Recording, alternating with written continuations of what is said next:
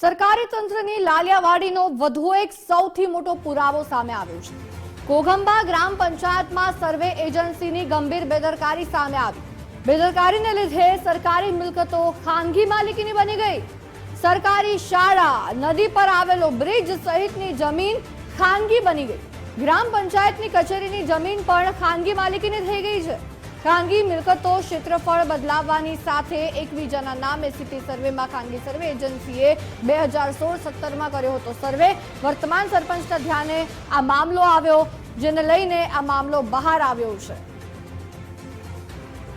સરકારી મિલકતો અચાનક જ થઈ જાય છે ખાનગી। એમાં સરકારી શાળા આવી ગઈ, બ્રિજ આવી ગયો, નદી પર આવેલો એ બ્રિજ સહિતની જમીન ખાનગી બની ગઈ છે। ગ્રામ પંચાયતની કચેરીની જમીન પણ ખાનગી માલિકીની થઈ ગઈ છે। એટલે સવાલ થાય કે આવી તે કેવી બેદરકારી।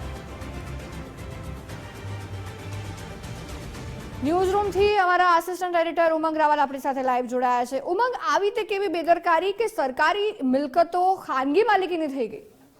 2016-17માં કરવામાં આવેલો આ ખાનગી કંપની એજન્સી થકી જે સર્વે કરવામાં આવ્યો, એ સર્વેમાં લાલિયાવાડી વાતને 1.5 વર્ષ કરતા પણ વધારનો સમય થઈ ગયો। સરપંચને વાત ધ્યાન આવે છે, અરજી કરે છે, 1.5 વર્ષ વીત્યા છતાં પણ હજી કોઈ કાર્યવાહી નથી કરવામાં આવતી। એટલે કંપની જે ખાનગી કંપની હતી એને તો કામ સોંપવામાં એને છબરડો કર્યો, પરંતુ હવે તો ક્યાંક અધિકારીઓ ઉપર શંકા ઉપજાવી રહી છે, કારણ કે 1.5 વર્ષથી સર્વે કરવામાં આવ્યો।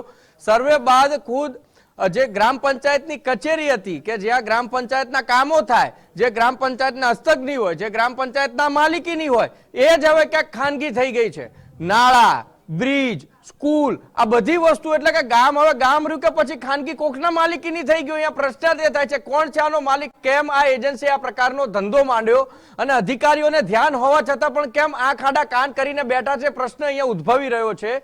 સર્વે થાય, સર્વે કર્યા પછી ખુદ સરપંચ ત્યાં આગળ જાય, સરપંચને પણ એક વખત નહીં 3-4 વખત ધક્કા છે કલેક્ટર ઓફિસના ખાવા પડે, તેમની રજૂઆત સંભળાય, પરંતુ એના ઉપર કોઈ કાર્યવાહી ના થાય। એટલે સીધો પ્રશ્ન ક્યાંક અધિકારીઓ કલેક્ટર ઉપર ઉભો થઈ રહ્યો છે કે સાહેબ, તમે જે એજન્સીને કામ આપ્યું અને જે સર્વે કરીને આપ્યો, તમને આ સ્થાનિક લોકો, ગામના જે લોકો છે એ તમને આવીને બતાવે છે 1.5 વર્ષ 2 વર્ષ જેટલો સમય જતો રહે છે, તેમ છતાં પણ ગામની માલિકીની જે જગ્યા છે સર્વે નંબરમાં ફેરફાર અચાનક થઈ જાય। આવો કોણો કેવી રીતનો સર્વે કર્યો, અને સર્વેને રજૂઆત બાદ પણ તમે કોઈ આના ઉપર પગલાં ન લો, એક્શન ન લો, આ એજન્સીને કોઈ નોટિસ ન પાઠવો અથવા તો તેને બ્લેકલિસ્ટ ન કરો કે સાહેબ એવું તો નથી ને કે તમારા કારણે જ અથવા તો તમારા કહેવાથી કે તમારા પહેલાના જે અધિકારી હતા એમના કહેવાથી, એમની સાઠગાંઠથી સાહેબ એજન્સી આ બધો મામલો છે રચ્યો હોય અને એનો સર્વે નંબર ત્યાં બતાવી દે, ત્યાંનો સર્વે નંબર અહીંયા બતાવી દીધો। સાહેબ એવું તો નથી થયું ને, કારણ કે ગ્રામ પંચાયતની મકાન જે હતું,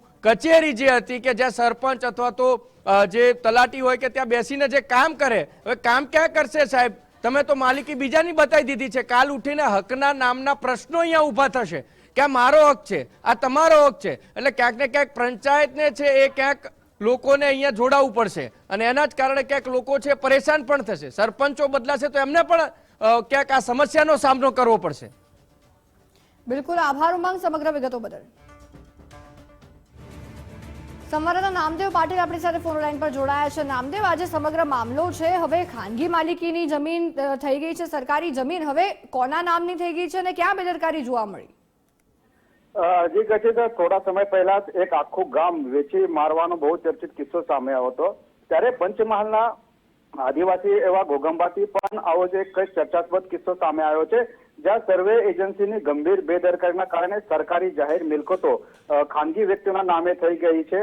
જેમાં પણ નદી પરનો જે સરકારી પુલ છે એ પુલ પર ખાનગી વ્યક્તિના નામે જોવા મળી રહ્યો છે, ત્યારે સરકારી પ્રાથમિક શાળા પણ ખાનગી વ્યક્તિઓના નામે થઈ જતા મોટો વિવાદ સર્જાયો છે।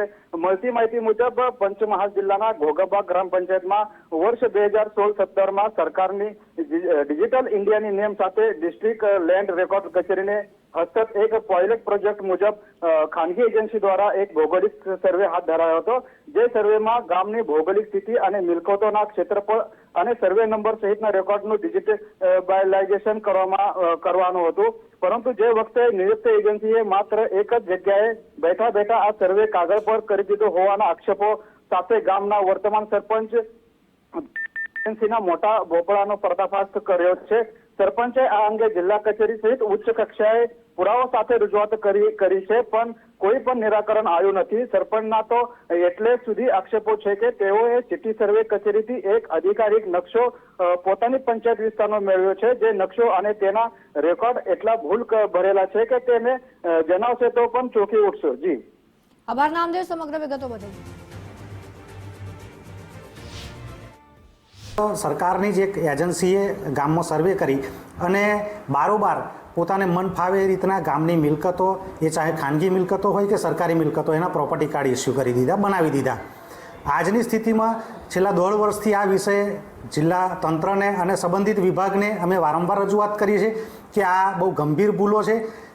ગામમાં આવેલી સરકારી મિલકતો, જે પ્રાથમિક શાળા હોય કે આરએનબીનું મકાન હોય, એ અત્યારે ખાનગી વ્યક્તિના નામે બોલે છે. એનાથી પણ વધારે મોટી વાત, ગામની નદી ઉપર બનાવેલો કરોડોના ખર્ચે બનાવેલો બ્રિજ, જે દેખીતી નજરે દેખાય કે આ સરકારી મિલકત છે, એ ખાનગી વ્યક્તિના નામે બોલે છે.